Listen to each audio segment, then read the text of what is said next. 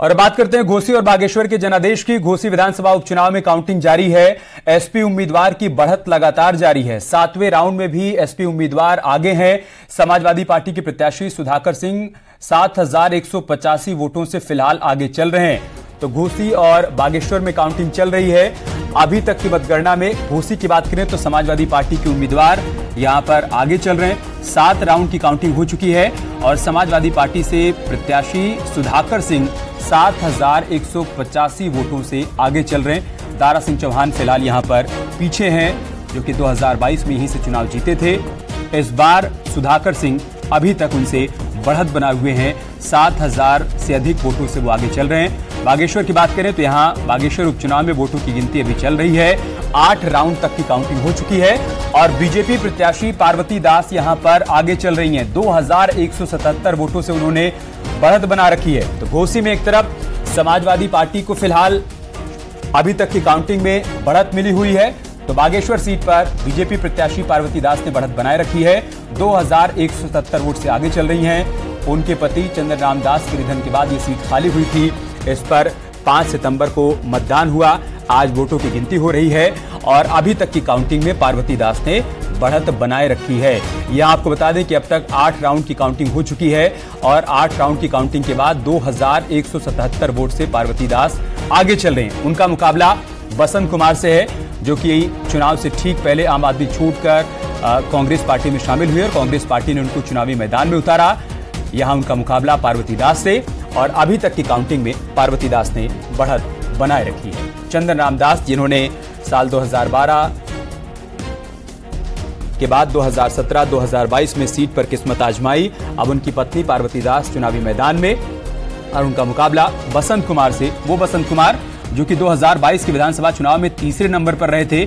आम आदमी पार्टी के सिंबल पर चुनावी मैदान में उतरे थे वो, और इस बार चूंकि बीजेपी के सामने सिर्फ बसंत कुमार चुनावी मैदान में है, पूरे विपक्ष ने उनको समर्थन दे रखा है, इसके बावजूद पार्वती दास ने यहां पर बढ़त बनाए रखी है।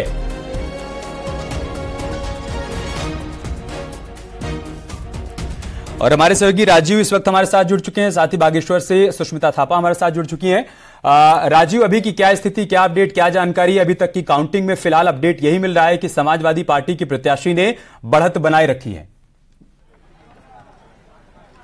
देखिए, यकीनन अमित, अभी घोसी विधानसभा उपचुनाव की मतगणना लगातार जारी है और 7वें राउंड में जो समाजवादी पार्टी के प्रत्याशी सुधाकर सिंह हैं वो 7,185 वोटों से आगे हैं। हालांकि अभी जो मतगणना है ये 32 राउंड तक लगभग चलेगी और ऐसे में अभी कई उतार चढ़ाव देखने को मिलेंगे, लेकिन फिलहाल ये माना जा रहा है कि कहीं न कहीं समाजवादी पार्टी का प्रत्याशी सुधाकर सिंह लीड कर रहे हैं और दारा सिंह चौहान, जो कि एक लंबे समय से यहाँ पर राजनीति किया और कई बार दल बदलने के कारण घोसी के लोग शायद उनकी नाराजगी का सामना उनको करना पड़ा है। और चाहे लगातार अगर बात करें घोसी की, तो बीते 6 साल में ये चौथा चुनाव घोसी की जनता को झेलना पड़ रहा है इन नेताओं के दल बदलने और कई कारणों से। और यही कारण है कि एक और दल बदलने की नाराजगी, दूसरी ओर जो अपर कास्ट है घोसी विधानसभा में, उसने भी एक तरफा समर्थन किया है, जिसके चलते ही समाजवादी पार्टी के प्रत्याशी सुधाकर सिंह लगातार बढ़त बनाए हुए हैं। हालांकि जिस एरिया के अभी ईवीएम खुलने की बात कही जा रही है उसमें बीजेपी का ही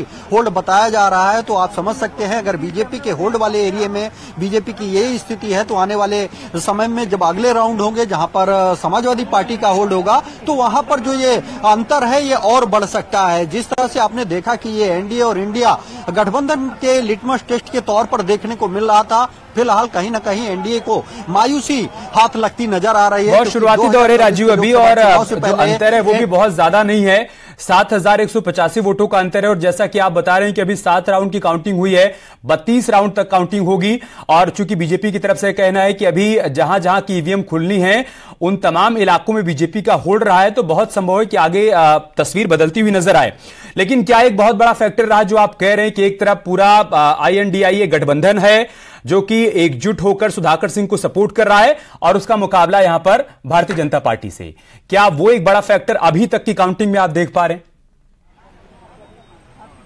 देखिए अमित, यकीनन ये सिर्फ जो परीक्षा थी ये दारा सिंह चौहान या सुधाकर सिंह की ही नहीं थी, बल्कि एनडीए और इंडिया गठबंधन में शामिल विभिन्न राजनीतिक दलों की भी थी। जिस तरह से बीजेपी की तरफ से ये दावा किया जा रहा था, सुबसपा अध्यक्ष ओम प्रकाश राजभर ये लगातार दावा कर रहे थे कि ये लड़ाई दारा सिंह चौहान बनाम सुधाकर सिंह नहीं बल्कि ओपी राजभर बनाम अखिलेश है। तो कहीं न कहीं ओपी राजभर का कितना होल्ड है इस बात की भी रिजल्ट सामने आएगा। जब ये रिजल्ट सामने आएगा उसके बाद चाहे निषाद पार्टी हो, संजय निषाद हो, अपना दल से आशीष पटेल हो या जो एनडीए के विभिन्न घटक थे, उनकी कितनी सियासी पकड़ ग्राउंड पर है आज ये रिजल्ट सामने लाएगा, जिसे आने वाले लोकसभा चुनाव में भी एक बड़ा सबक बीजेपी को मिलेगा। उसके आधार पर रणनीति बनाई जा सकेगी। दूसरी ओर जिस तरह से पहला चुनाव है जब मैनपुरी के बाद अखिलेश यादव किसी उपचुनाव में प्रचार करने पहुंचे थे, दूसरी ओर पहली बार शिवपाल यादव घोसी में एक लंबे समय तक कैंप किया उन्होंने, और जो समाजवादी पार्टी के जो पहले मुलायम सिंह के समय में जो रणनीति होती थी उसी के तहत उन्होंने लगातार कन्वेंसिंग की समाजवादी पार्टी के पक्ष में माहौल बनाने का काम किया। उसका एक बड़ा फायदा शुरुआती दौर में समाजवादी पार्टी के उम्मीदवार को मिलता दिख रहा है। अब देखना यह होगा कि समाजवादी पार्टी की जीत का बढ़त यह अंत तक कायम रहता है या फिर कोई बड़ा बदलाव बीच में देखा जाए। यही देखने वाली बात होगी, यही देखने वाली बात होगी। राजू, एक बार सुष्मिता के पास चले लेते हैं।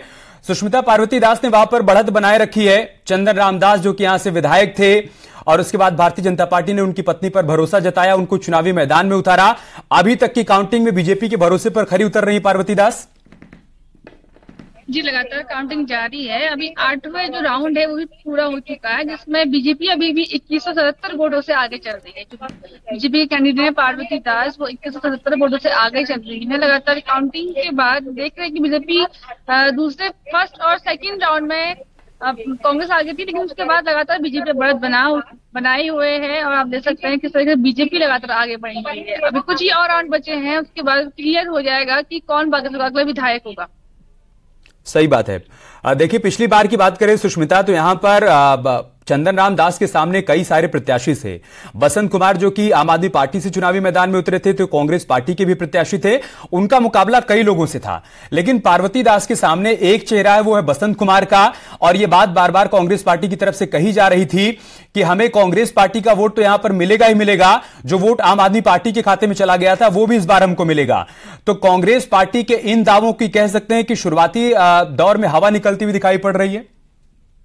जी, शुरुआती दौर में तो कांग्रेस पार्टी आगे थी, लेकिन उसके बाद जैसे जैसे राउंड बढ़ते गए वैसे वैसे जो बीजेपी है उसने कांग्रेस से बढ़त लेते हुए आगे बढ़ गई। और अभी 8वें राउंड तक बीजेपी है वो आगे बढ़ चुकी है। तो कहीं ना कहीं जो आम आदमी या बसपा के जो वोटर्स थे वो कहीं ना कहीं बीजेपी की ओर आए हैं और बीजेपी के पक्ष में वोट डाले हैं, जो अभी तक इस राउंड में देख सकते हैं। राजीव, जब घोसी में उपचुनाव की घोषणा हुई उसके बाद से आप कई बार घोसी गए, वहां पर नॉमिनेशन के दौरान, उसके बाद जब तमाम बड़े बड़े चेहरे वहां चुनाव प्रचार करने के लिए पहुंच रहे थे तब भी आप वहां पर मौजूद थे। वोटिंग डे पर आप वहां पर मौजूद थे, आज काउंटिंग डे पर भी वहां पर मौजूद हैं। शुरुआत से ही क्या समझ पाए वहां पर पब्लिक के बीच में कौन कौन से मुद्दे हैं, उसका मूड क्या रहा? 2022 के विधानसभा चुनाव से लेकर इस उपचुनाव तक पब्लिक के बीच क्या क्या मुद्दे चर्चा में बने रहे, उसको किस तरीके से आप समझ पाए? देखिए, घोसी विधानसभा उपचुनाव के ऐलान के बाद जिस तरह से हम लोग जब ग्राउंड पर पहुंचे तो वहां की जो लोग थे वो सबसे बड़ी नाराजगी उनकी यही थी कि बार बार दल बदलने के कारण उन्हें ये असमय चुनाव झेलने पड़ रहे हैं। बीते 6 साल में चौथा ये विधानसभा का चुनाव है जब घोसी की जनता लाइन में खड़ी होकर उसको मतदान करना पड़ा। दूसरा सबसे बड़ा एक तो ये था कि दल बदलू नेताओं को सबक सिखाना है, दूसरा ये था कि जिस तरह से महंगाई एक बड़ा मुद्दा था, बेरोजगारी मुद्दा था, उसको लेकर भी लोग नाराजगी लोगों में दिखी। तीसरा सबसे बड़ा मुद्दा यह था कि जो यहाँ पर सियासी और जाति समीकरण थे, अपर कास्ट जो है वो एक तरफ सुधाकर सिंह की तरफ लामबंद दिख रहा था। और पहली बार जो माउथ पब्लिसिटी थी वो दारा सिंह चौहान के खिलाफ लगातार देखी जा रही थी। लगातार लोग ये कह रहे थे, खुलकर कह रहे थे कि इतनी बार दल बदला है और ऐसे में अब उन्हें सबक सिखाएंगे, हम बदलाव चाहते हैं। तो कहीं ना कहीं ये चुनाव आने वाले दिनों में उन नेताओं के लिए भी एक बड़ा सबक होगा जो आए दिन दल बदलकर दूसरे दूसरे दलों में जाकर अपनी राजनीति चमकाते हैं। तो ऐसे में कहीं ना कहीं उन नेताओं को भी अगर यहाँ पर कोई बदलाव देखने को मिलता है तो शायद इस चुनाव के बाद वो भी एक सीख लेते हुए नजर आएंगे कि बार बार अपनी सियासत के चलते अगर दल बदलेंगे तो जनता उन्हें पसंद नहीं करेगी। दूसरी ओर जिस तरह से एनडीए और इंडिया गठबंधन की बात कह रहा है, ये पहला मौका है जब मिशन 2024 से पहले विपक्ष एकजुट लामबंद होता हुआ नजर आया। घोसी में समाजवादी पार्टी के साथ कांग्रेस के लोग भी प्रचार कर रहे थे, कम्युनिस्ट पार्टी के लोग भी प्रचार कर रहे थे, आम आदमी के कार्यकर्ता और नेता भी देखने को मिल रहे थे। तो एक पहली बार ये जो गठबंधन है ये ग्राउंड पर उतरता हुआ नजर आया और उसी का परिणाम अभी गठबंधन में उत्साह दिख भी रहा है उसमें लेकिन देखने वाली बात होगी कि जब काउंटिंग कंप्लीट हो जाएगी उसके बाद किसके चेहरे पर मुस्कान देखने को मिलती है।